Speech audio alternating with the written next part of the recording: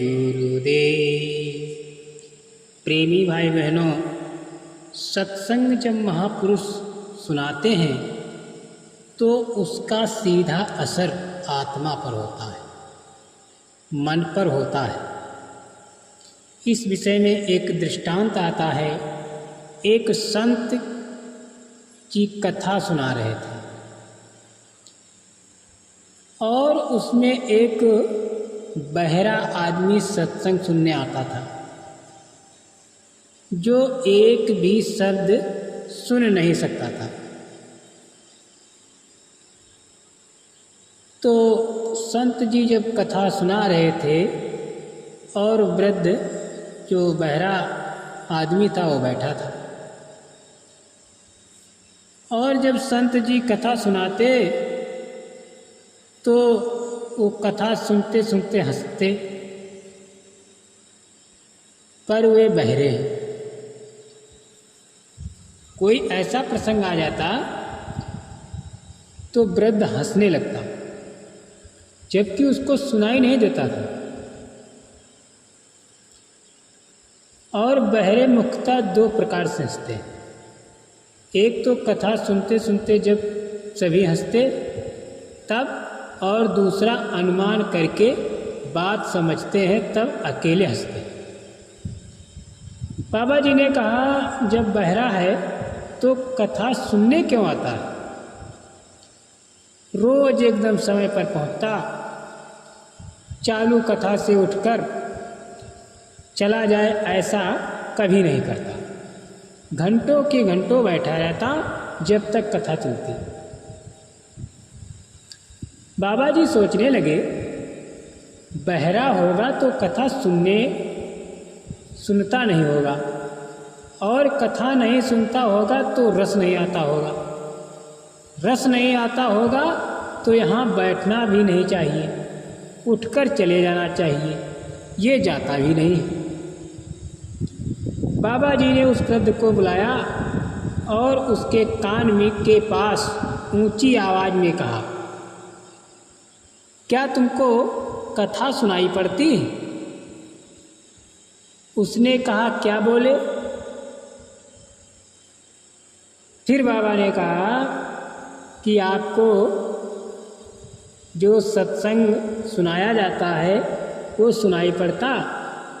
तो उसने कहा, क्या बोले महाराज?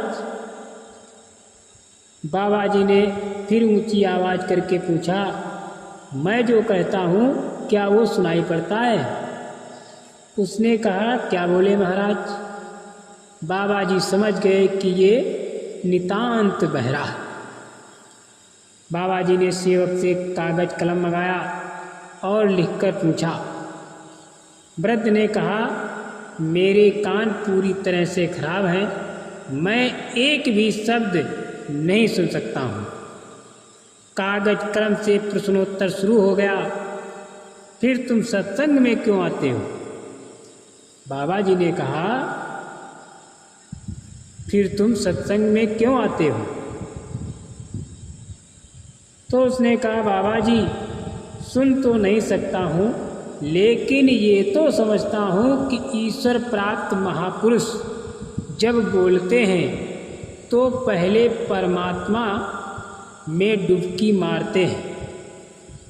सांसारी आदमी बोलता है तो उसकी वाणी मन व बुद्धि को छूकर आती है, लेकिन ब्रह्मज्ञानी संत जब बोलते हैं तो उनकी वाणी मन व बुद्धि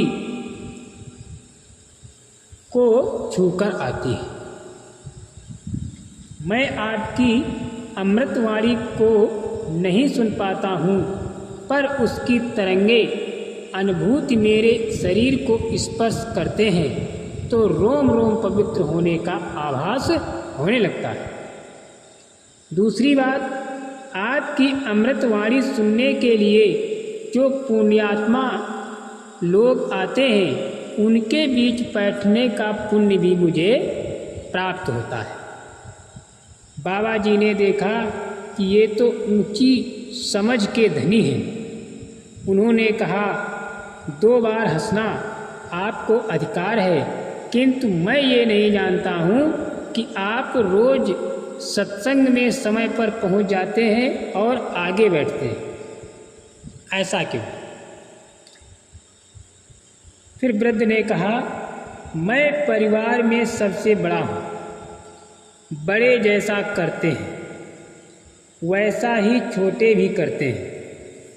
मैं सत्संग में आने लगा तो मेरा बड़ा लड़का भी इधर आने लगा। शुरुआत में कभी कभी मैं बहाना बना के उसे ले आता था। मैं उसे ले आया तो वो अपनी पत्नी को यहाँ ले आया, पत्नी बच्चों को ले आई, सारा कुटुंब सत्संग में आने लगा। कुटुंब को संस्कार मिल गए। बाबा जी उसकी बात सुनकर बहुत प्रसन्न हुए और मन ही मन बोले, आज मेरा सत्संग करना सार्थक हुआ।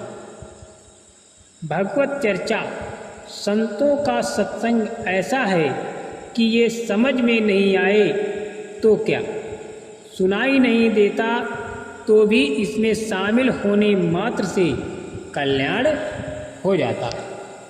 इसलिए सत्संग कहीं पर भी हो, सत्संग सुनना चाहिए। जय गुरुदेव।